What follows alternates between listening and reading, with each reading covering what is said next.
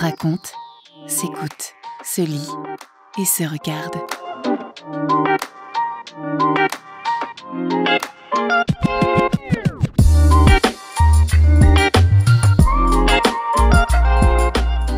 On aurait mieux fait de fermer notre gueule, d'arrêter de réfléchir, de prendre nos instruments, de jouer plus, de jouer tout le temps, de faire des concerts même s'il n'y a personne, de ne pas râler s'il n'y a personne, de jouer parce qu'on aime ça. Pour le barman, s'il est tout seul, quoi. Et on était des stars mondiales du borinage, quoi. C'était n'importe quoi, mais on s'est bien amusé, quoi. Vraiment, c'était vraiment avec les concerts avec nos limites de décibels. Et donc il faut pouvoir être l'homme dans notre homme artistiquement. Il faut pouvoir se fondre dans le désir de l'autre. Et je pense que plus on va vers un propos artistique avec des gens qui ont des choses à raconter, que ce soit le compositeur qui a des choses à raconter ou le réalisateur, plus c'est, je dirais, à la fois à haut risque et quand ça marche, c'est d'autant plus magique. Je pense que j'avais un message en moi reçu, hérité, qui était que je valais pas la peine. Je vais évoquer quelque chose que j'hésitais à en parler dans cette interview, mais je pense que ça vaut la peine. C'est fascinant, parce qu'en fait, c'est une ouverture à des champs de conscience qui nous dépassent largement. On a débriefé plusieurs heures après. C'était pour moi un contexte parfait. J'étais en partie équipé, et personnellement, j'avais déjà expérimenté la trance, même si elle était beaucoup moins forte que ce truc. Et j'ai vraiment reçu un amour, c'est indicible. J'ai été baigné, je leur ai dit, on est en train de me soigner. Dans ces moments d'émotion intense, quand la musique qui vient là me semble belle, ouais, ça a de la valeur, quoi. Raconte la rencontre. Voilà, je m'appelle Michel Dupré, je fais de la musique. Voilà, ça va? Comment est-ce qu'on fait de la musique quand on ne sait pas lire des partitions et qu'on ne connaît pas le solfège? Tout de suite, c'est un grand débat, ça. C'est très bien. Comment dirais-je? Bon, au départ, il y a des instruments de musique chez moi. Donc mon papa qui dirige une clique, comme on dit à l'époque dans le borinage, donc une fanfare en fait à l'école. Je suppose qu'il a dû convaincre la direction d'investir dans les instruments parce qu'il y a un stock d'instruments de musique, des instruments de fanfare. Donc il y a des instruments à vent, des flûtes, des clarinettes. Je me souviens aussi d'instruments à percussion, parfois un peu exotiques. Un lance-quenet, c'est un instrument, un grand tambour breton, je pense, qui a un son très mat, comme ça, très mat, quoi. Ça sonne très animal, quoi. Il y a une peau, voilà. Et il les ramène parfois à la maison. Et donc, sans savoir en jouer du tout, j'ai chipoté. Forcément, c'est plus facile avec un instrument à percussion. Mais je me souviens aussi avoir eu en main un corps d'orchestre symphonique, quoi. Et cet instrument m'a marqué. Je pense que j'arrivais à peine à sortir un son, ou des trompettes aussi. Donc c'était vraiment mon premier contact. Puis on a eu rapidement un piano. Moi, je ne suivais pas de cours, en fait. J'avais trouvé, comme j'avais de l'asthme, j'avais trouvé l'excuse, c'est que c'est une autre époque aussi, hein, la prof fumait en classe. Donc on est dans une époque absolument incroyable, où j'ai fait un cours et j'ai dit à ma mère, je ne peux pas y aller, la prof elle fume, ce qui n'était pas faux, mais c'était surtout pour me défiler. Et donc du coup, je n'ai pas appris le solfège du tout, mais ma sœur, elle, bien. Et donc elle a ramené des partitions, elle travaillait beaucoup. Raconte la rencontre. Mais je m'attarde, c'est un truc que je trouve ça, quand on est gosse, avoir un piano à la maison, tu ne peux pas t'empêcher de faire ça et d'essayer des choses, quoi. Mais je me suis vite retrouvé à jouer des petits morceaux d'oreille, en fait. Donc c'était décoder le truc. Je lisais aussi un tout petit peu la partition, c'était pénible. C'était un truc qui m'a toujours... ça m'a toujours repoussé, en fait, cette histoire de partition. Et donc, voilà, j'ai appris par moi-même, en essayant des choses. Je me souviens que déjà, à l'âge de 16 ans, je sais l'âge parce que c'est une discussion que j'ai eue avec ma sœur. Et je sais que je lui disais, mais il devait y avoir moyen de décoder, enfin, je ne disais pas décoder à l'époque, mais de trouver dans les chansons qui fonctionnent pourquoi elles fonctionnent. parce que quand tu penses, après c'est quand même sidérant de penser ça à cet âge-là, mais ça me passionnait. Et donc j'ai commencé à composer, mais par contre, je ne montrais pas ce que je faisais. J'avais presque honte de ce que je faisais. Honte, c'est un grand mot, mais il y avait une intimité terrible, quoi.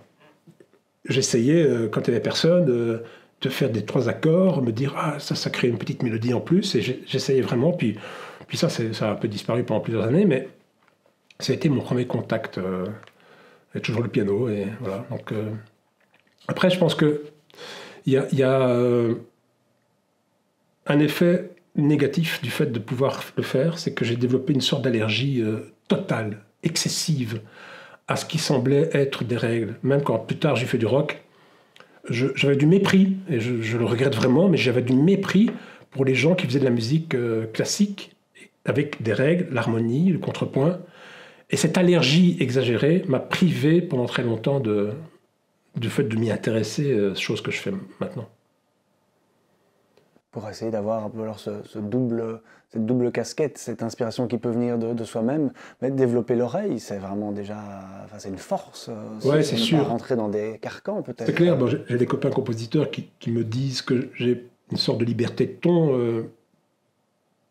C'est une force et c'est une faiblesse, parce que si on reste juste avec de l'intuition, alors oui, on peut paraître plus libre parce qu'on n'a pas été formé, mais on manque peut-être aussi de culture, cruellement.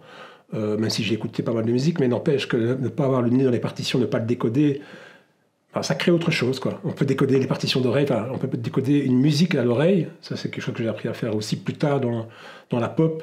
J'ai travaillé beaucoup ça, à l'oreille, au début de l'informatique musicale, dans les années 90. C'est quelque chose que j'ai fait beaucoup, énormément. C'est de travailler à essayer de rejouer à l'oreille des œuvres complètes. Mais je pense que les deux sont importants. Raconte la forme avec le fond. Dis-nous alors concrètement comment ça se passe la création musicale pour toi, avec ce qu'on a évoqué, hein, les différentes armes que tu possèdes maintenant. Ouais, je pense que qu'est-ce qui se passe quand on compose? Je pense qu'on entend. Alors il y a deux choses. Je pense qu'il y a 2 axes. Le premier, c'est une vraie mélodie qui vient, une suite d'accords, quelque chose, un propos, vraiment du contenu musical qui vient dans l'intimité. J'essaie de pas dire la pensée, parce que la pensée, qu'est-ce que c'est? C'est très associé au cerveau conscient, rationnel, cognitif. Je pense que ça vient d'un autre champ de notre mécanisme intérieur. Mais en tout cas, ça c'est une première chose, c'est une possibilité, c'est que ça vient de l'intérieur en fait. Et puis après, ce qui est pratique aussi, très, très agréable, c'est de jouer, en se laissant jouer comme une écriture automatique, sur un piano par exemple, mais ça pourrait être sur une guitare ou n'importe quoi. Et c'est de capturer les incidents, les accidents, les trucs qui ne sont pas voulus. Et donc là, ça consiste plutôt à, un peu comme on pourrait jouer de l'impro au théâtre, et de s'arrêter quand ça devient bien, par exemple. Alors avec la technique moderne, c'est facile de s'enregistrer, et puis de conserver on peut par exemple improviser pendant un quart d'heure au piano, puis les passages intéressants, les retravailler, les reprendre. Et là, le travail conscient peut commencer, et le va-et-vient constant entre la conscience et le lâcher-prise va être permanent. Donc on est à la fois dans un travail intellectuel et puis un travail organique qui nous échappe. Et je pense que c'est la capacité à faire ce va-et-vient, soit en laissant faire le processus, soit en décidant, là je déverrouille, soit je me concentre et je radicalise un peu les choses. Je pense que c'est ça qui fait qu'on peut être à la fois productif et créatif et dans le plaisir, surtout. Avec les contraintes imposées, ouais. Ça dépend aussi évidemment de ce qui vient du dessus. Oui, c'est ça, exactement. Alors là, forcément, autant ma première réponse a plus ou moins trait à la composition générale. Après, le compositeur à l'image, comme tu le dis, signifie travailler pour quelqu'un. Donc, c'est se faire un peu comme au Moyen-Âge, la cérémonie de l'hommage. Le vassal, le suzerain. Donc, le vassal se faisait l'homme d'un autre homme. L'hommage, l'origine étymologique de hommage, c'est ça, c'est se faire l'homme d'un autre homme. Alors, je ne veux pas dire que les femmes ne font pas partie du processus, hein, mais notre langue française est restée avec l'homme. Et donc, il faut pouvoir être l'homme d'un autre homme artistiquement. Il faut pouvoir se fondre dans le désir de l'autre sans s'oublier. Il faut apporter aussi sa patte, sinon ça n'a aucun intérêt. Voilà, donc c'est ce jeu d'équilibre, c'est un jeu d'équilibre qui est délicat parce qu'il peut nous mettre à rude épreuve. Si ça ne marche pas, si on se fatigue, on peut vraiment toucher le fond quand ça ne fonctionne pas, parce qu'on est dans un processus d'épuisement qui doit certainement être proche du burn-out quand ça ne marche pas. Et c'est pour ça que je pense qu'il ne faut pas s'entêter quand ça ne marche pas, aussi bien de la part du commanditaire que du prestataire. Parce que c'est tellement délicat. Il faut être dans la joie, le plaisir, en travaillant pour quelqu'un d'autre. Et ça marche uniquement à certaines conditions, avec certaines personnes. Il faut qu'elle s'ouvre peut-être cette personne déjà pour que tu puisses essayer de comprendre, parce que parfois les mots ne suffisent pas et que tu peux parfois endosser une sorte de rôle de psychologue pour rentrer dans la tête. Oui, je pense effectivement ça peut. Même si je crois plus à l'aspect charnel, immédiat, inconscient, qui lui dépasse de la relation entre un réalisateur et un compositeur. C'est un vaste sujet, je pense. Oui, le réalisateur peut avoir de la souplesse, il peut pas en avoir. Ça peut pas être un problème, ça peut être un problème. Je me rends compte, je fais une réponse de Normand totale, mais c'est difficile de dire autre chose sans rien oublier, parce que c'est... Je pense qu'autant le réalisateur que le compositeur vont chercher la magie. Donc cette rencontre privilégiée qui fait que tout d'un coup, ça fonctionne, quoi. Tout d'un coup, ça marche... tout roule, on se comprend un peu, on peut comparer ce duo à un couple. S'il faut tout expliquer dans un couple, pourquoi j'ai mis l'assiette là, pourquoi je vais ou pas faire pipi la nuit, ça marche pas.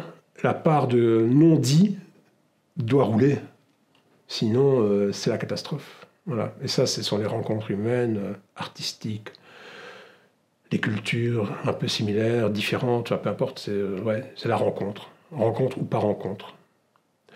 Et je pense que plus on va vers un propos artistique avec des gens qui ont des choses à raconter, que ce soit le compositeur qui a des choses à raconter ou le réalisateur, plus c'est, je dirais, à la fois à haut risque, et quand ça marche, c'est d'autant plus magique.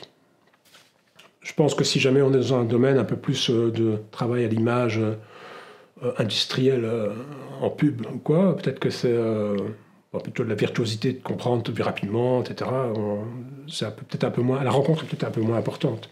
S'il y avait des rencontres magiques quand on travaille dans le pub, je pense que ça ne marcherait pas souvent. Donc on peut aussi devenir une sorte de virtuose de la rencontre, dans le sens où on peut apprendre à comprendre ce que le réalisateur veut, effectivement. Mais je pense que rien ne remplacera l'authenticité, le fait de ne pas se forcer, parce que ça marche et que c'est comme ça, on n'y est pour rien. Ça marche. Et quand ça ne marche pas, on n'y est pour rien non plus. C'est dur, parce qu'il faut réussir à ne pas le prendre pour soi. Mais ça fait partie du métier, quoi. Et comment tu le vois quand ça ne fonctionne pas? Une histoire, un souvenir que tu as d'un moment où tu dis « Putain, non, ça va pas, là ».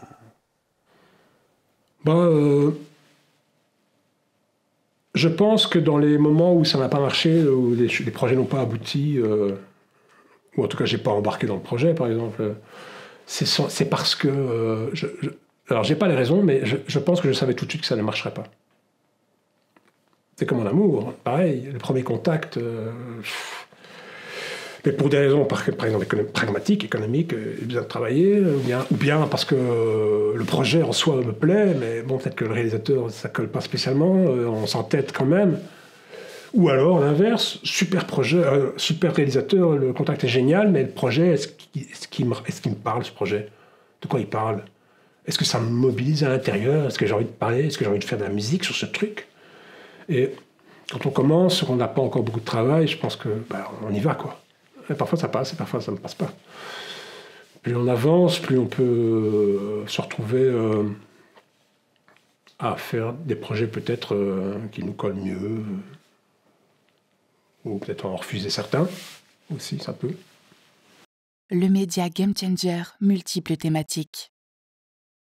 Tu dis vouloir raconter évidemment quelque chose avec la musique. Comment est-ce que la musique, par exemple, peut exprimer de la politique, parce que tu as dû le faire. Hein. Oui, qu'est-ce qu'il y a derrière la politique? Il y a des histoires humaines, il y a des histoires de cœur, il y a des croyances, il y a des mouvements de l'âme. La politique en soi, à mon sens, effectivement, elle n'est rien d'autre qu'un processus dans lequel les humains mettent des choses. Et c'est ça qui compte. Qu'est-ce qui se passe dans cette histoire? Qu'est-ce qu'on raconte? Cet homme politique finit sa vie comme ceci, comme cela. Il a vécu ça m'inspire quoi? J'ai envie de donner quoi à ce personnage, même s'il est réel en documentaire? J'ai envie de raconter quoi? C'est toujours la même chose, quoi. Qu'est-ce qu'on raconte, quoi? On peut faire de la musique pour de la musique, et on peut être engagé comme auteur, je pense, vraiment. Ça m'est arrivé de faire une musique pour rien, sans but, et qu'elle plaise à quelqu'un, qu'elle se retrouve dans un film, par exemple. Donc c'est assez agréable. Ça veut dire qu'on n'a pas fait la musique pour le film. Donc tout d'un coup, là, on fait un hold-up sur le métier. C'est-à-dire qu'on n'est pas là pour faire de la musique à l'image. On a fait de la musique, tout court. Et ça fait d'ailleurs une partie de mes projets pour la suite. J'ai très envie de refaire de la musique beaucoup en dehors des commandes. Parce que c'est bien de travailler, comme on disait, pour quelqu'un, de faire l'homme d'un autre homme. Et comme c'est compliqué parfois de rester avec juste son propos à soi, c'est logique, il y a une rencontre, chacun va faire un pas vers l'autre. Parfois je me dis, mais si jamais j'ai pas de commande, qu'est-ce que je fais comme musique? En fait, je ne sais pas répondre à la question. J'ai 56 ans, je ne sais pas. J'ai bien une petite idée, mais elle est très floue. Mais qu'est-ce que je fais comme musique si jamais on ne me demande pas de faire de la musique? Est-ce que tu en fais, déjà? Non. Non, c'est une très bonne question. J'en ai fait. Non, mais c'est une nouvelle étape de ma vie, c'est certain. C'est que je vais refaire de la musique pour moi, entre guillemets. C'est-à-dire juste sans qu'il y ait de demande. C'est assez grisant et presque paniquant, parce que qu'est-ce que je vais faire? J'en sais absolument rien, en fait. Peut-être revenir donc, à l'enfance, à l'adolescence, où tu as découvert le hard rock. Il y avait une mouvance, un monstre, il y avait quelque chose. Oui, hein, ça bougeait beaucoup, il y avait des concerts, il y avait Monstre, le Borinage, plein de groupes de hard, heavy metal, et tout ça, effectivement. Enfin, c'est plutôt la post-adolescence pour moi. Enfin, 17-18 ans, j'ai découvert cet univers-là. Et ouais, c'est quelque chose qui était fascinant parce que moi, donc il y avait ce climat à la maison avec un piano, même 2 petits pianos droits, parce qu'à la fin j'avais mon piano aussi. C'est des trucs un peu pas totalement accordés, mais il y avait ce climat à la maison de musique classique un peu, avec mon papa, qui donnait cours de musique aussi, et il donnait cours d'histoire de la musique, donc il donnait pas cours de musique, ça c'était intéressant, donc la composition de l'orchestre symphonique, tout ça. Et tout d'un coup, paf, je tombe sur des copains, je me fais des copains qui, eux, font de la musique intuitive, quoi. C'est le moins qu'on puisse dire. Donc là, il n'y a pas question d'avoir des partitions, pas question de... Voilà. Et c'était une autre tranche de ma vie. J'ai énormément appris à ce moment-là. J'ai beaucoup appris, notamment dans le son, dans la capacité à enregistrer, parce qu'avec un ami à l'époque, on a créé un studio d'enregistrement. Et donc, on a appris beaucoup de choses dans les milieux pop, rock, hard rock, heavy metal, trash, mais aussi variété. On a fait de la variété aussi. C'était super. Moi, j'ai découvert à l'époque, ce que j'aimais bien, c'était faire de l'arrangement, par exemple. Donc, c'était prendre une musique avec un chanteur qui a juste sa composition à la guitare et faire tout l'habillage. Ça, c'est quelque chose que j'adorais. C'était... ouais. En fait, je voyais bien que je pouvais apporter quelque chose à la composition en la respectant. Donc, je gardais la même grille d'accords, je ne touchais pas une ligne de la mélodie. Mais avec les instruments, l'habillage que je faisais, j'apportais. Et ça, c'est quelque chose que j'adorais. Et que j'aime toujours faire maintenant. Tu dis qu'il y avait donc une mouvance, beaucoup de concerts, de groupes. Oui, comment ce monstre des années 80 Ouais, c'est ça, je suis bien. Attends, c'est quoi? C'est 85, ouais. Moi, je pense que je découvre cet univers-là en 1985, dont j'ai 18 ans, ouais, c'est ça. Ouais, c'est ça. Et il y a plein de groupes, on est tous plus ou moins copains, tous plus ou moins en rivalité, parce que nous, on a eu 30 personnes et ils ont eu que 20. On rigolait beaucoup parce on était les stars mondiales du borinage, quoi. C'était n'importe quoi, mais on s'est bien amusé, quoi, vraiment. C'était vraiment... avec les concerts avec nos limites de décibels. Moi, je me souviens... de jouer avec un groupe, mais on était à plusieurs groupes, et donc l'ingénieur du son m'appelle il m'appelle à la table de mixage, et il me dit, il me passe le casque, parce que c'était en plein concert, quoi, ça gueulait partout, et il me passe le casque, et il me branche le bassiste du groupe, je ne sais même plus qui c'était, et il me dit, ma machine à laver, elle fait un meilleur son. C'était à mourir de rire, ça faisait un boucan pas possible, et voilà, on se démerdait avec ce qu'on avait. Et on était très proche de la culture américaine, des gros groupes, Scorpions à l'époque, tout ça. Voilà, c'était la mouvance rock. Bah, tu aurais même pu aller un peu plus loin, tu aurais pu faire carrière. Ça, bon, on a essayé, mais j'ai des souvenirs très, très, très mitigés de cette époque, parce qu'on avait vraiment on s'est trompé de chemin, je pense, avec ce groupe. Enfin, j'en ai fait plusieurs. Mais il y a un groupe qui était le plus prometteur, je dirais, en termes qui s'appelait 69 à l'époque. Et qui était un groupe avec beaucoup de créativité. On était dans un axe rock dur, mais pas que. Je pense que musicalement, on pouvait à la fois être dans un glam rock très convenu, et à la fois, parfois, on sortait du registre. On était proche d'un peu des choses comme Mr. Big, etc., des groupes de l'époque. Et on aurait vraiment pu aller plus loin, je pense.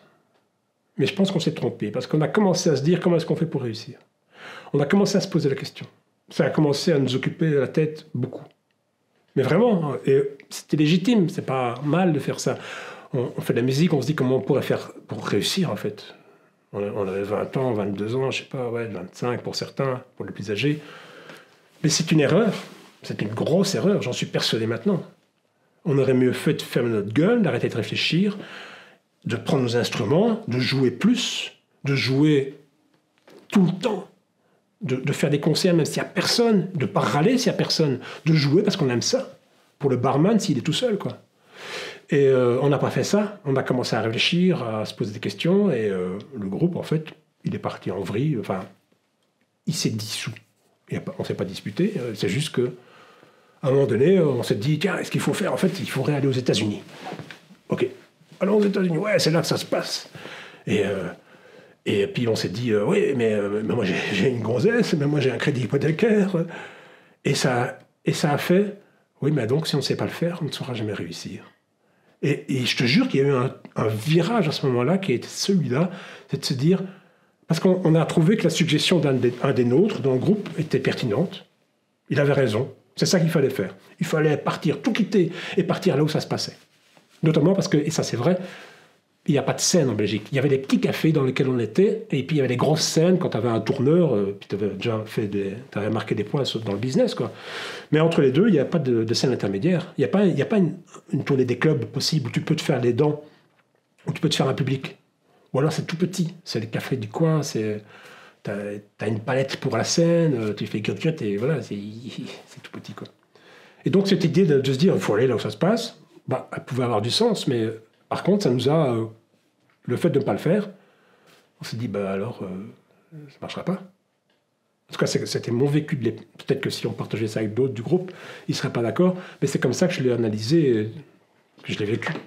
Et puis ça a fait pouf.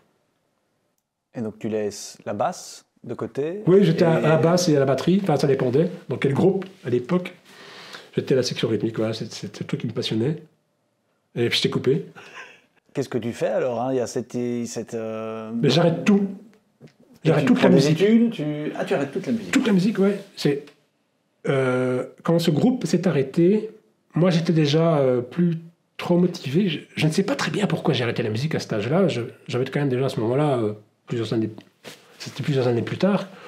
Je pense que je devais quand même avoir 25, 27 ans, un truc comme ça. Et donc on avait fait quand même pas mal de chemin. On avait ouvert notre magasin de musique, le studio d'enregistrement, on avait fait des trucs qui fonctionnaient sur une jambe, voilà, mais on bougeait, quoi. Et mon ami Richard est associé à l'époque, lui, il est parti en France, puis il est allé s'installer avec sa famille en Thaïlande, et moi, j'ai décroché de ça. Ça m'amusait plus, en fait. Je trouvais plus mon compte. En plus, je travaillais pas mon instrument. Vraiment, il y avait un problème de motivation profonde. Donc, j'évoluais plus. Et je suis passé à autre chose. J'ai fait du jeu de rôle, grandeur nature. C'est devenu ma nouvelle passion. J'ai créé une ASBL avec des potes. On a créé ça. On a forgé un truc qui organisait des jeux dans des châteaux pendant 3 jours. On louait un château fort. Du live. On faisait du live. On appelait ça du théâtre aventure, nous. On faisait un peu différemment. Et voilà, donc. Et puis j'ai trouvé un travail parce qu'il fallait quand même 27 ans. Je suis devenu magasinier. Pourtant, tu aurais voulu devenir astrophysicien. Exact. Je me suis bien renseigné. En fait, quand j'étais en réto, je ne savais pas du tout ce que je voulais faire de ma vie. Je pense que c'est un peu normal, en fait. Certaines personnes le savent peut-être très nettement ce qu'ils veulent faire. Mais moi, j'hésitais entre créatif publicitaire ou astrophysicien. Donc, rien à voir. Genre, l'hésitation, qu'est-ce que je vais faire de ma vie? Mais pendant ce temps-là, je faisais de la musique. Hein, donc, impossible de me dire que j'allais en faire un métier. Voilà. Et donc, j'ai hésité longtemps, genre 6 mois. Je pense qu'on a 18 ans, hésiter 6 mois, c'est très long. Mais je me suis dit, est-ce que je fais la création publicitaire? C'était excitant. Je me disais, putain, ouais, créatif, ça m'attirait. Et en même temps, l'astrophysique, ouais, l'univers, tout ça, machin, la Polytech, c'était un peu prestigieux, tu vois. Du coup, j'ai fait ni l'un ni l'autre, j'ai fait Sciences Éco. C'était n'importe quoi. Et pour une raison extraordinaire, c'est que l'UNIF était tout près de chez moi. Donc, genre, il n'y a pas plus mauvais choix. Mais je pense que j'étais totalement en vrac à l'époque. Je ne savais pas du tout ce que c'était qu'être conscient, avoir un chemin, faire des choix. C'était totalement en vrac quand j'y repense. Voilà. Donc du coup, j'ai fait 1 an de Sciences Éco. Je pense que je voulais prouver à moi, à mon entourage direct à l'époque, il y avait pas mal d'universitaires, je voulais prouver que je pouvais réussir 1 an. C'est ce que j'ai fait. Et puis la seconde année, j'ai passé avec la bourse d'études, j'ai acheté ma batterie. Voilà. Ça ne se fait pas. Bon, j'espère que je ne vais pas risquer la tôle pour ça, mais... Donc voilà, j'ai fait ça, j'ai passé les codes de présence en bonjour, parce que sinon la bourse elle était remboursable. Donc j'ai passé mes codes de présence à la fin, c'était un crash total. Je ne sais d'ailleurs pas comment j'ai réussi en première candie, hein, je ne sais pas. Voilà, peut-être que j'aurais pu faire une carrière d'économiste en bourse, tout à fait mon profil, je ne sais pas. Voilà, du coup, voilà. Et du coup, avec cet ami, on a ouvert un magasin de musique. Et là, autre erreur, j'ai vraiment sincèrement cru qu'en ouvrant un commerce d'instruments de musique, j'allais devenir musicien. La question ne s'est pas posée. Je me suis dit, ouais, c'est quelle idée, ouais, génial. Ouais, sauf que quand je me suis retrouvé derrière un comptoir et qu'il fallait servir des gens, ça me faisait chier. J'avais rien à leur dire. En plus, j'étais trop éthique. Et je me souviens, j'ai raté des ventes énormes parce que le mec, il arrivait, il voulait une guitare super chère. Il lui disait, je veux celle-là parce qu'elle est belle, elle est rose. Je disais, mais tu m'as dit que tout à l'heure que tu voulais une guitare avec un son plus... Je dis, peut-être une Gibson serait mieux, tout ça, que la Fender rose, là. Donc... Et il dit, mais non, elle est bien rose, et tu vas pas aimer. Ouais, et puis le mec, il partait. J'étais pas du tout commerçant. Et par contre, grâce à ce magasin, on a acheté un ordinateur et l'informatique musicale m'est tombée dans les mains. Et ça, c'était, wow, c'est quoi ce truc? On peut faire pouet-pouet, ça reste pouet-pouet dans l'ordinateur, et on peut faire une deuxième couche qui fait piglic, ça fait pouet-pouet, piglic, et c'était juste magique, avec des sons, le début du sampling, le début des sons digitaux, un son de basse, bang, tu dis, oh putain, ça sonne vraiment comme une basse, tu vois, c'était une claque. Et là, je pense que j'ai loupé un truc. J'aurais pu continuer ça. Peut-être arrêter les groupes, mais continuer ce truc-là. Les arrangements, etc. Mais j'ai jeté le bébé avec l'eau du bain, et pendant 15 ans, j'ai plus fait de musique. Voilà. Et le travail à ce moment-là, parce qu'il y a eu pas mal de boulots différents, hein, ça te trouvait ton compte? Non, bah non, évidemment pas, non. Je me retrouvais pas dans le cas des boulots que je faisais, magasinier, bidule, truc, des petits boulots courts, des petites missions, des intérims, des longues périodes de chômage, énormément de chômage, mais j'avais aucun sens des réalités, hein, aucun. J'étais d'une immaturité, mais totale. Ça avait un contexte favorable qui permettait de ne pas mourir de faim, mais c'était n'importe quoi. C'était vraiment n'importe quoi. Et ça a été, comment dire,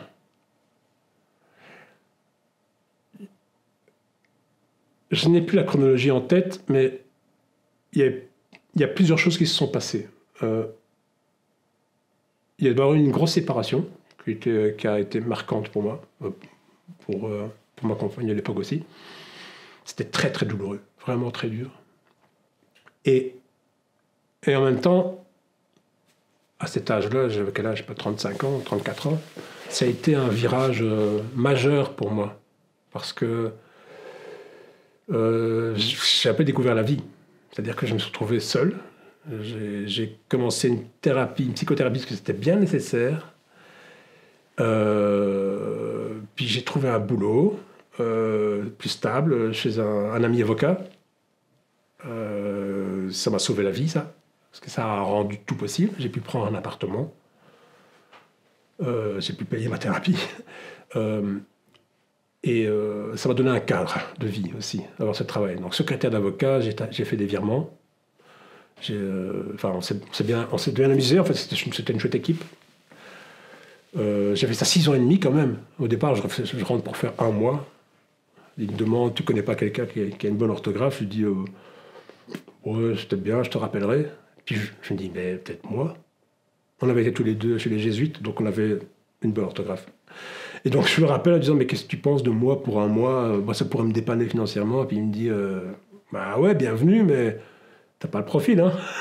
Tu vas te faire chier. Et je dis, bah ouais, mais non. Et en fait, non. Et après 1 mois, je dis, bah, on peut pas rester un peu? Il me dit, ouais, si. Et puis après 6 mois, il m'a dit, bon, là, tu sors de la période d'essai.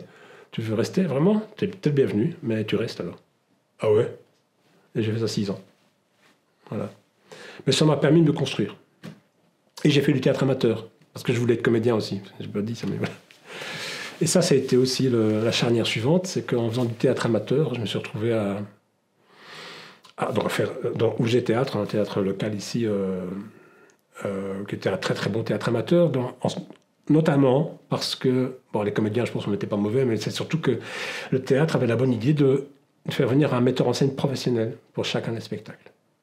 Et ça a changé la donne parce que, d'abord, on a appris énormément. Forcément, tu travailles avec un pro, c'est extraordinaire, le mec qui te guide, c'est autre chose que si toi, ou un de tes potes prend la pièce en main. C'est qu'il a une mission didactique, il te forme, et puis il est exigeant avec ses comédiens amateurs, comme s'il était avec des pros, donc c'est génial, quoi. Et puis, la regrettée directrice qui décidait maintenant, Geneviève Chevalier, s'était liée d'amitié avec un dramaturge parisien, Roger Haïm, ouais, c'est ça, qui écrivait des pièces à Paris, jouées par Lucchini, tout ça, il a mis en scène tous ces gens-là. Et il est venu mettre en scène sa pièce, en fait, à Mons. Enfin, même pas à Mons, à Couem, quoi, enfin, Framery. Et le hasard a fait qu'un jour, il est venu chez moi parce qu'il venait me chercher, parce que je n'avais pas de bagnole, et ils ont vu qu'il y avait un clavier qui était posé sur un mur, il ne savait plus, complètement désaffecté. Moi, c'était de mon ancienne vie, j'avais gardé le clavier d'un copain, c'était même pas le mien. Et il me dit, tu étais musicien? Je dis, non. Enfin oui, je dis, j'étais musicien avant dans les groupes rock, tout ça. Il me dit, tu veux pas faire la musique de la pièce? Je dis, la musique de la pièce? Mais je fais plus de musique, moi j'en fais plus. Il dit, en plus tu me connais pas, qu'est-ce que tu me demandes de faire? Et il me dit, je t'ai vu comme comédien, ça va le faire comme musicien. Je dis, putain, c'était quoi? C'est une proposition énorme, parce qu'en plus c'était me faire confiance, et moi j'étais pas habitué à ça. Je sais pas si on peut y revenir sur le chapitre de la confiance en soi, mais c'est quelque chose qui m'a touché. J'ai vite appelé un pote, dont c'était le clavier d'ailleurs, mon pote Robin, et je lui ai dit au secours, il faut qu'on monte un ordinateur rapidement, j'ai un truc là, il faut faire la musique d'une pièce. Ah bon, d'accord, machin. Et on a sorti des vieux racks des années 80 qu'on avait retrouvé dans le stock d'un truc pourri. J'ai monté un système bancal avec un ordinateur plus ou moins qui fonctionnait, et j'ai fait la musique de cette pièce avec l'aide de mon pote. Il a fait quelques morceaux dessus, on s'est amusé. Et le metteur en scène a aimé ça. Et moi, ça a été une première déstabilisation, machin brol. Donc, on a acheté un ordinateur que mon pote m'a conseillé. Prends ça, ça va tourner. Et là, j'ai découvert qu'en 15 ans, il y a un TGV qui était passé. C'était le développement à technologie. Et que maintenant, on avait un orchestre symphonique extrêmement réaliste, sous le bout des doigts. Donc, on pouvait très bien charger des plugins, des sons virtuels d'une qualité que moi je ne connaissais pas dans les années 80-90, et qui tout d'un coup te permettait de concevoir des musiques extrêmement réalistes. Et là, c'était un vrai choc, vraiment. Et là, je me suis dit, je travaillais encore chez mon ami avocat à ce moment-là, et ça a été une révélation totale. Presque biblique, ça est allé dans le sens où j'étais assis derrière mon clavier, j'ai eu des frissons qui se sont emparés de mon corps, j'ai pleuré, et je me suis dit, c'est ça que je veux faire. Raconte, le média intimiste, mais pas indiscret. Donc là, on a une sorte de tournant, hein, tu sens ce que tu veux faire. Pourtant, tu as déjà fait beaucoup d'art. Hein. Il y a le musicien, il y a l'acteur, donc les jeux de rôle, le compositeur, mais sans confiance en toi, que tu dis. Hein. Ouais. Donc c'est une façon de se cacher à travers l'art. Oui, je pense vraiment que c'est une manière de se cacher. D'ailleurs, mon psy me disait ça. Il disait, tiens, vous faites du théâtre. Ok. Est-ce que ce ne serait pas par hasard, vous êtes sur scène, prenez un personnage, est-ce que vous vous cachez? Et c'était une des questions qui n'était pas bateau du tout, qui était pertinente, parce qu'effectivement, j'essaie d'être spécifique avec ces choses qui sont très, très délicates à exprimer. Quand tu fais... je pense que je pourrais qualifier ma vie de bâton de chaise. C'est une vie qui part en tous les sens, je touche à tout, j'essaye des trucs, machin brol. Effectivement, ça pose vraiment question. Notamment dans le fait de ne pas accomplir un projet. Ou que si j'accomplis un projet, il est uniquement collectif. Et donc je ne suis pas totalement devant. Notamment les jeux de rôle. C'était des entreprises qui ne pouvaient fonctionner que... On était une dizaine de personnes dans l'organisation, puis une trentaine dans une organisation étendue, et puis il y avait 150 joueurs, une cinquantaine d'animateurs. C'était des trucs collectifs, quoi. Mais je pense que j'avais absolument pas la capacité d'assumer ce que j'étais. Pour faire un gros raccourci, et peut-être pas tant que ça, je pense que j'avais un message en moi reçu, hérité, qui était que je valais pas la peine. Je pense que je suis pas le seul dans le cas. C'est un message qu'on reçoit de différentes maltraitances, sans qu'elles soient extrêmes, hein, mais qui font qu'on se construit sur de l'insécurité, sur le fait qu'on n'est pas à sa place. On ne sera jamais à sa place. On va courir après un amour qu'on n'aura jamais. Courir après le fait d'être entouré par des parents aimants qui seraient épanouis. Et si c'est l'inverse qui se passe, comme c'était un petit peu chez moi, ou quand je dis un petit peu, c'est pour nuancer, mais mes parents, quand ils se sont rencontrés, leur vie s'est arrêtée. Si je devais être un petit peu radical dans mon propos. En fait, j'ai vu des photos de ma maman quand elle était jeune, avant de se marier, resplendissante. Un rayon de soleil souriant, une photo au ski en Suisse, tout ça, enfin, extraordinaire. Mon papa, droit, bel homme. Puis ils se rencontrent et en quelques mois, allez, en 2 ans maximum, donc le temps juste que ma sœur et moi en naissent, ils sont démolis. Mais démolis, hein. Donc ma maman, elle se courbe, comme ça, elle devient colérique, hystérique, elle a des rages terribles à faire trembler la maison. Mon père, lui, il s'éteint complètement, il implose totalement. L'implosion, c'est, je pense, ce qui caractérise le mieux. Et qu'est-ce que des enfants, ma sœur et moi, peuvent recevoir comme message de la part d'êtres qui sont dans des vies, chacun de leur côté, où ça se passe, je ne sais pas comment exactement, mais ça se passe globalement pas trop mal. Et tout d'un coup, c'est l'enfer pour eux. Leur vie s'arrête. C'est fini. Qu'est-ce que tu veux quand tu es enfant, que tu reçois là, comme truc? Je pense qu'on n'a pas idée. Et j'ai creusé beaucoup le domaine, mais en parlant, j'ai encore de l'émotion parce que je ne mesure pas l'ampleur des dégâts qu'on crée chez un enfant en le faisant éclore ou l'empêchant d'éclore, et sans qu'il y ait une méchanceté. Il n'y a pas de volonté de détruire, mais il y a une incapacité à faire fleurir. Et ça, c'est criminel. Et ça ressentait comment au quotidien? Je veux dire, il ne donnait pas confiance en tes capacités, c'est dans cet esprit-là? Oui, c'est ça. Je pense que tu es rempli de doutes, tu n'oses pas.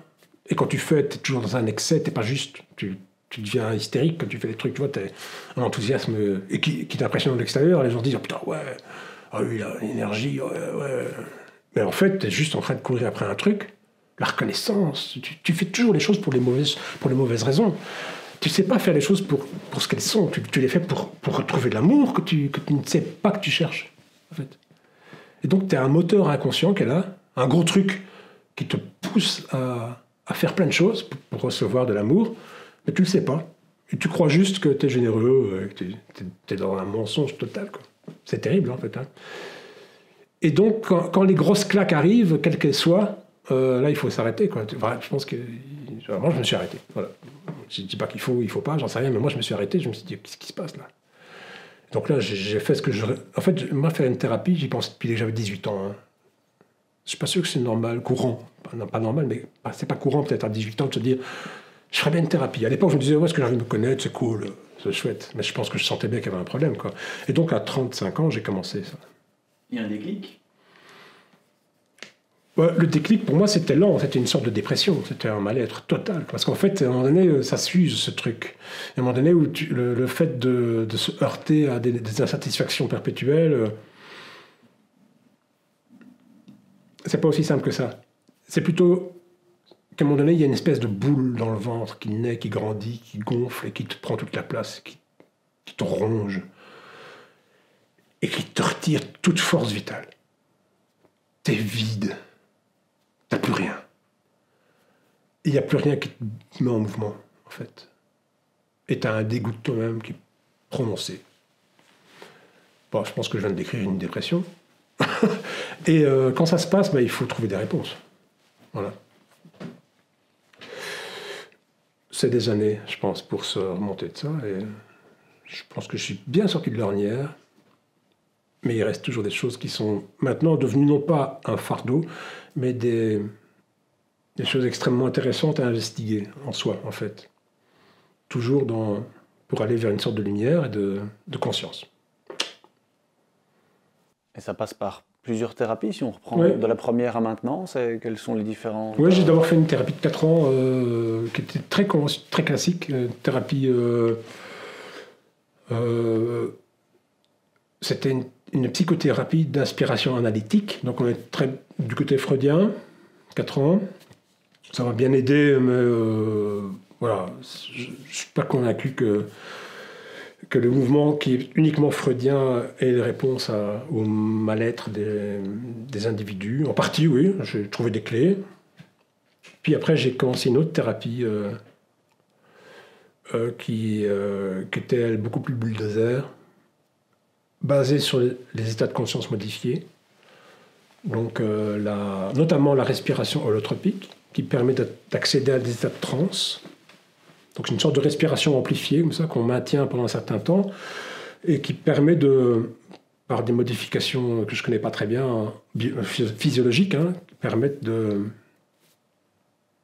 créer un lâcher-prise total qui va nous mettre dans une autre réalité. C'est un état de conscience modifié. Donc, on ouvre la porte à un champ de conscience qui n'est pas celui qu'on a à l'état de veille habituel. Et en faisant ça, en fait, on va pouvoir revivre, pas se souvenir, on va revivre des traumatismes qui étaient cachés.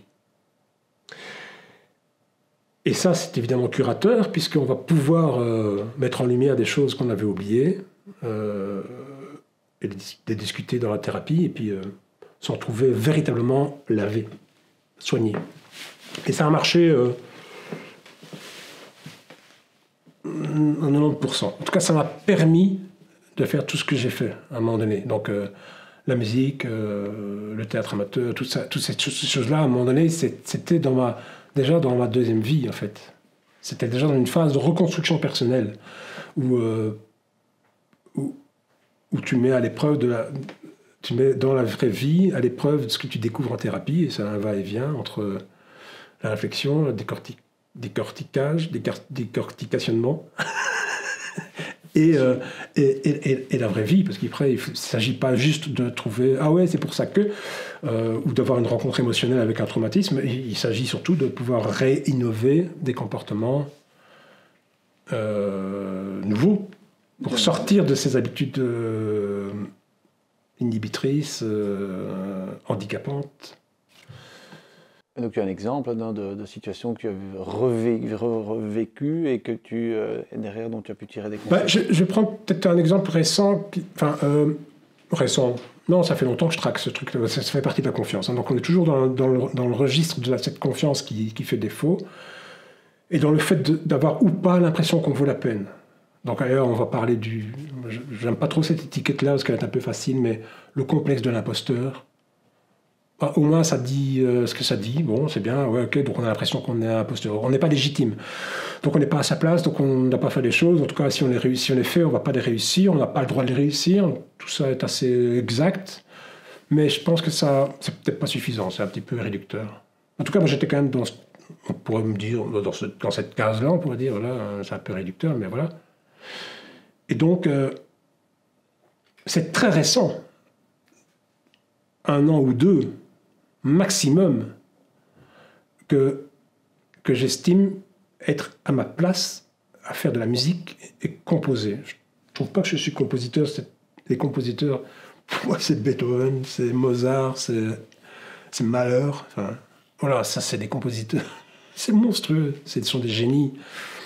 De se définir soi-même comme compositeur, je trouve que c'est un petit peu exagéré. Je fais de la musique, je mets des notes ensemble, je fais de la cuisine. Ouais, ça, ouais. Après, hein, bon. Mais n'empêche, je suis à ma place quand même. Je sais ce que je vaux. Je fais de la musique. Et ce que je fais, je sais que ça peut être pertinent. Ou ça peut peut-être être beau. J'ai quand même encore du mal à le dire. Mais globalement, je me sens à ma place. Et si je suis en nouvelle rencontre professionnelle, je me sens bien. Ça, c'est nouveau, en fait, pour moi. Peut-être que les gens avec qui je travaillais avant ne le savaient pas.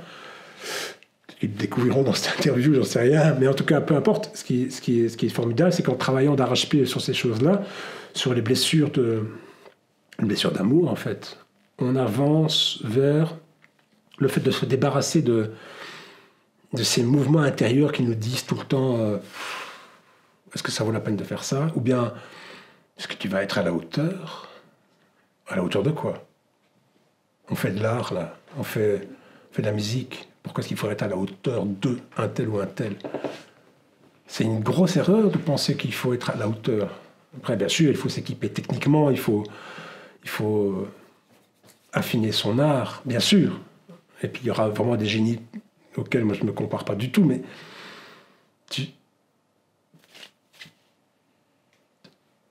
ouais, c'est vraiment récent que je me dise... parce que j'ai vraiment beaucoup de travail derrière. Et c'est notamment donc dû à ces moments de transe. C'est ça parce que le fait de sortir du monde normal, du monde classique. On pourrait dire sortir du monde, mais on pourrait dire aussi rentrer en soi. Cet univers intérieur est d'une richesse folle. Je pense qu'on n'a pas conscience.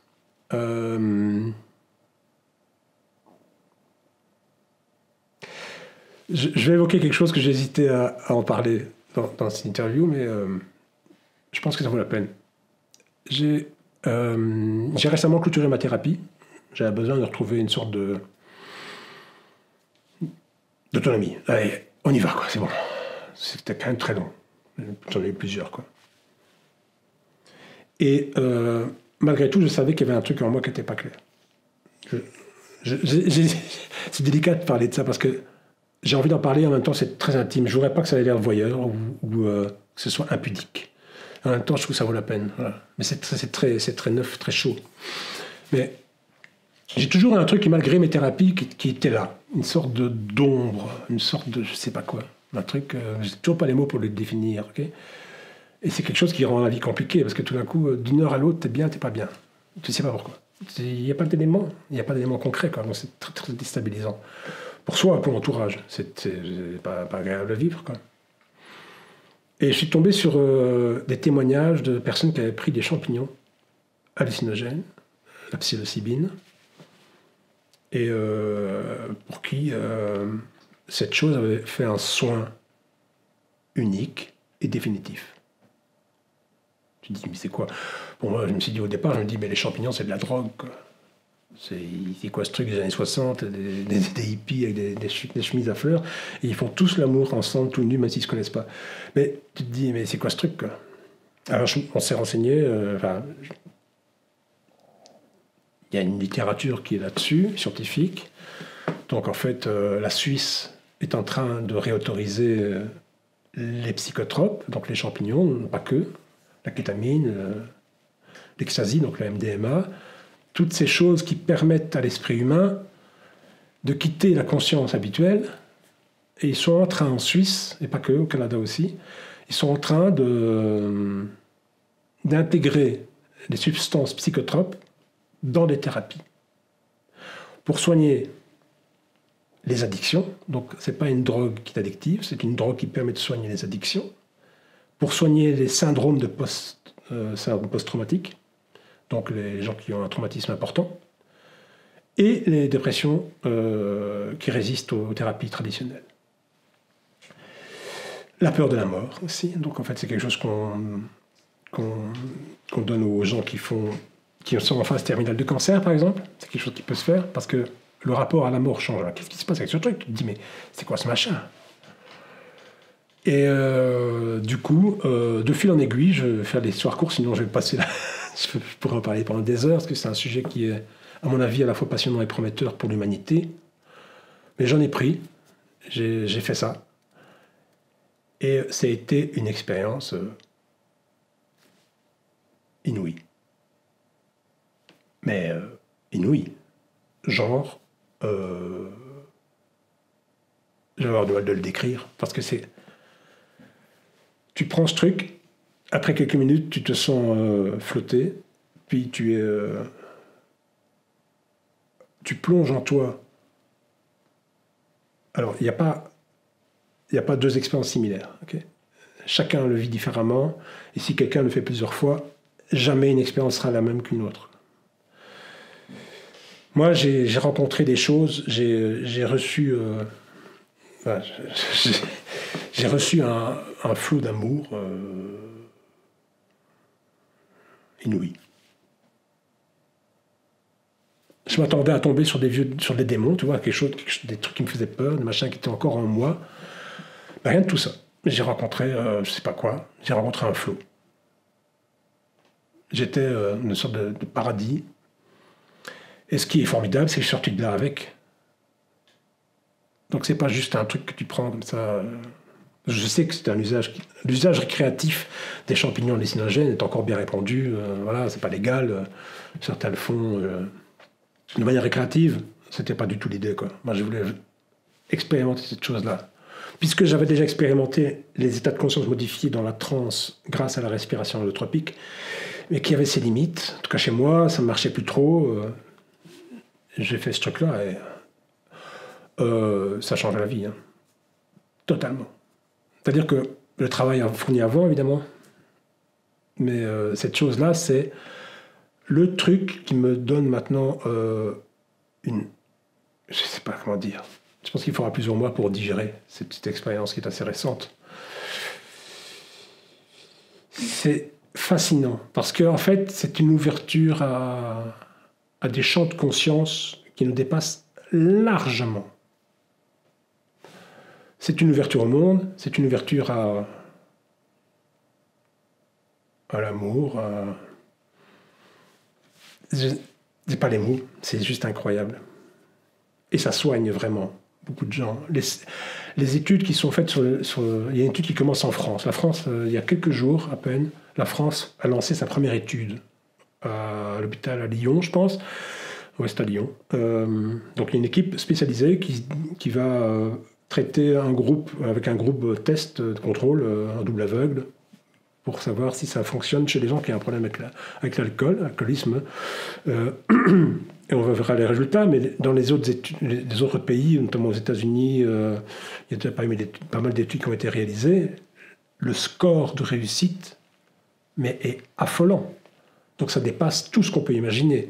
Les addictions les plus profondes sont réglées en une prise, parfois en deux. Mais c'est quoi ce truc, quoi? Et donc, je suis content qu'il y ait une partie scientifique qui s'empare de ce truc, parce que ça me permet d'en parler aujourd'hui sans passer pour un doux illuminé ou un mec qui a envie de s'envoyer en l'air avec des tripes, avec des éléphants roses, parce que ce côté psychédélique existe aussi. Moi, j'ai pas eu ça du tout, mais... Raconte, où chaque format donne vie à une histoire. Dans quel contexte tu as fait ça en groupe, seul? J'ai fait ça avec des proches en qui j'avais totalement confiance. C'est quelque chose que... Bah, quand tu lis, hein, si tu explores un peu sur Internet, il y a des chouettes chaînes, très, très chouettes, pleines de bienveillance, avec des gens qui ont expérimenté ça un peu en pionnier. Idéalement à faire dans un pays dans lequel la législation le permet, puisque c'est une substance qui est toujours considérée comme une drogue dure, en fait, sans aucune vertu thérapeutique, et avec un gros risque de dépendance, ce qui est faux, mais bon voilà. Et donc, quand tu te renseignes un petit peu, tu découvres que la première chose à faire, c'est soigner le contexte.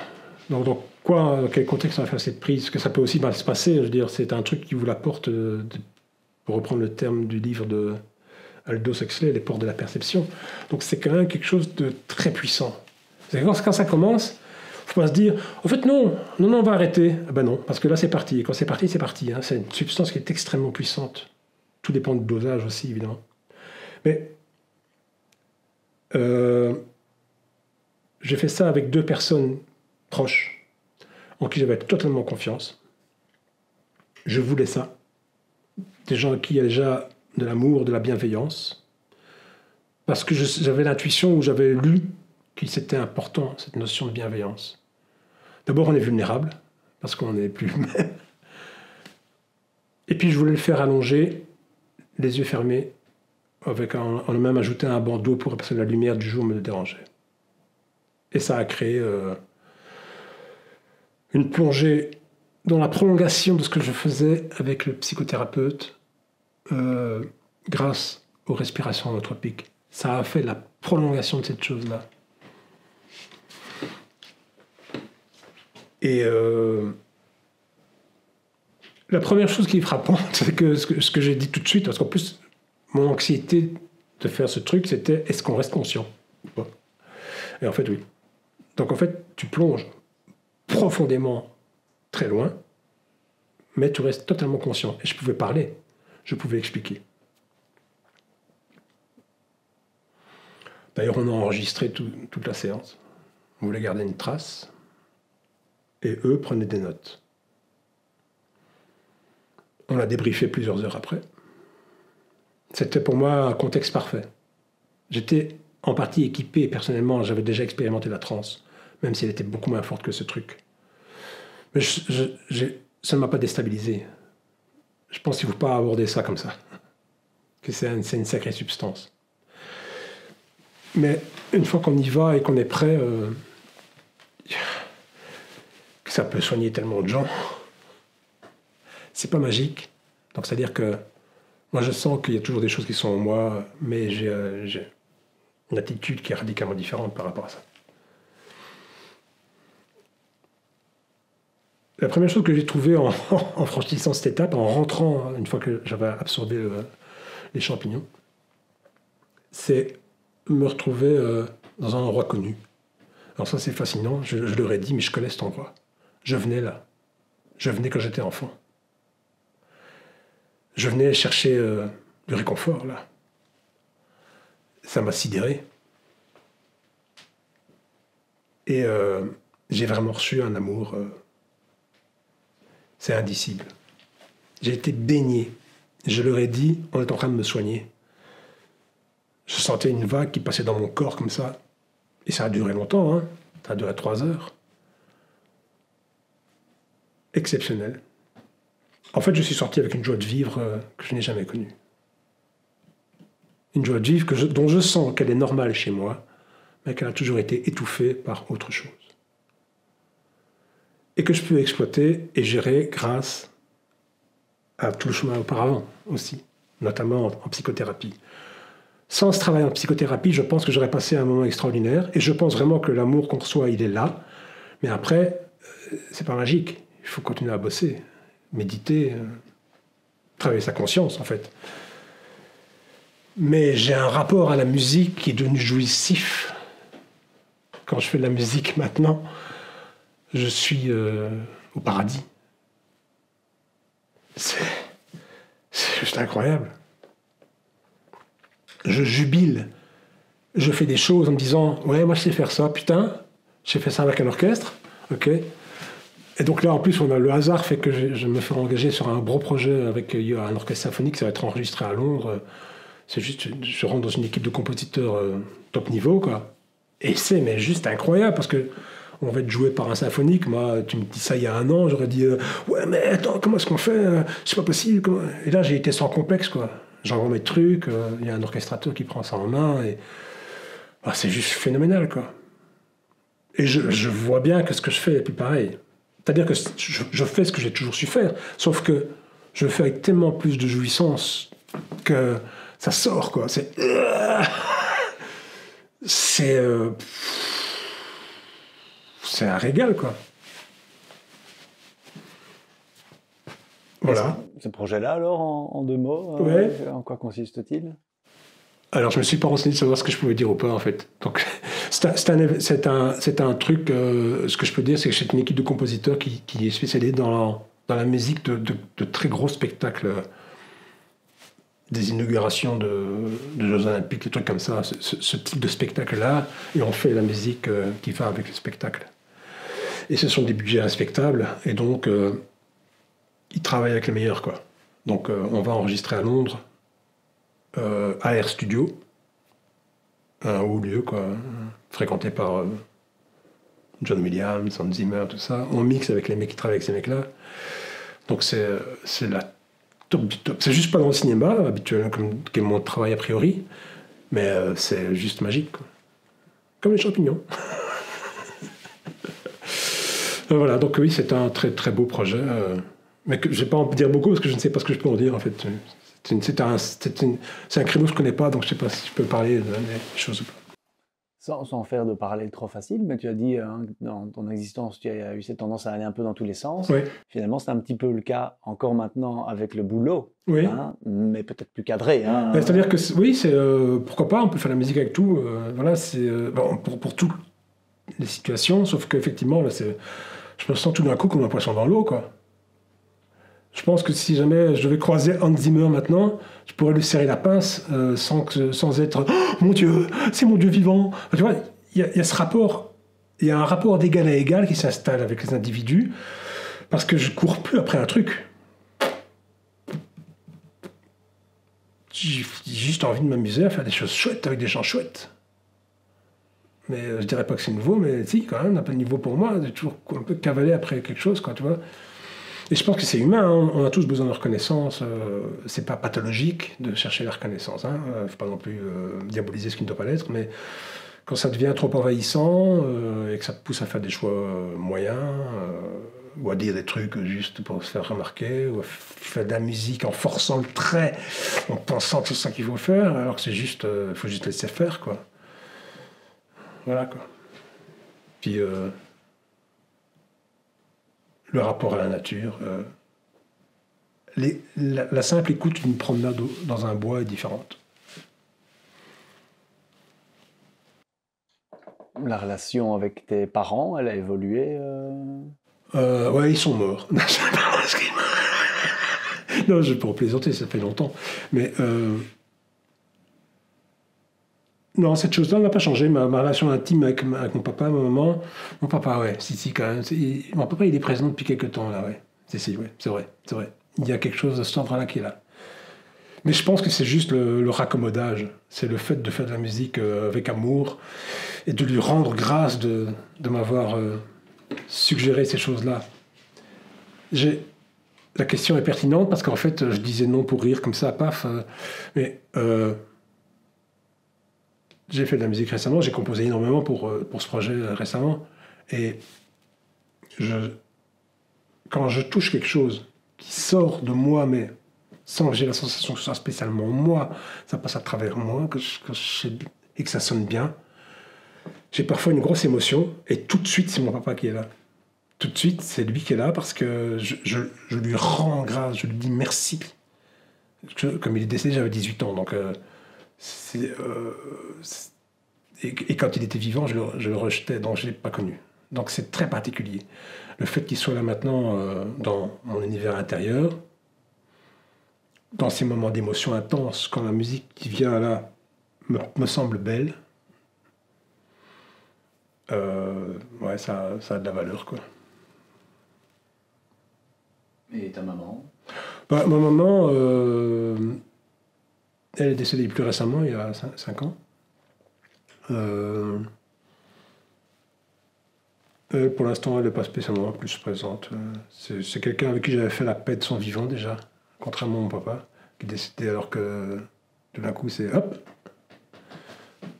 J'avais déjà raccommodé beaucoup de choses avec elle, donc les choses sont plus paisibles et coulantes. Donc, bon, bah, elle est décédée, donc voilà, elle n'est plus là. Et... Voilà, quoi. Dernière chose sur la musique et sur la façon dont tu dis parfois ça me traverse, mais parfois aussi tu laisses imprégner un peu de toi, j'imagine aussi, à travers ce qui est créé. Tu veux dire quoi, que moi je suis de modifié toute ton expérience, de tout ce qu'on vient de parler finalement, oui. Est-ce que ça apparaît parfois aussi dans tes créations? J'en sais rien, franchement, ça, je ne sais pas te dire si c'est... Non, ce que je viens d'expliquer est très vivant en moi, ça veut dire qu'il y a une grande... mais ça n'a plus rien à voir, hein, il y a une plus grande joie à faire de la musique. Je savais déjà que j'étais fait pour ça, puisque je l'ai expliqué en détail. Et pourtant, il y a toujours de la retenue. Donc, que le propos musical que je fais, que je compose, ait changé, je ne pense pas. Il y a juste plus de joie dedans. Alors oui, forcément, on pourrait dire que oui, il y a quelque chose dedans. Ouais. Après, je dis ça, peut-être que les gens vont écouter ce que je fais, je dis, bah, à quoi il vient. Il n'y a absolument pas de différence, quoi. Mais moi, je le sens, enfin, il me semble que c'est beaucoup plus jouissif, quoi. Je me sens d'autant mieux à ma place. Merci Michel, merci. Ah, c'est déjà fini? Putain. Ok, avec plaisir. Merci à toi. Raconte, s'écoute, se lit et se regarde.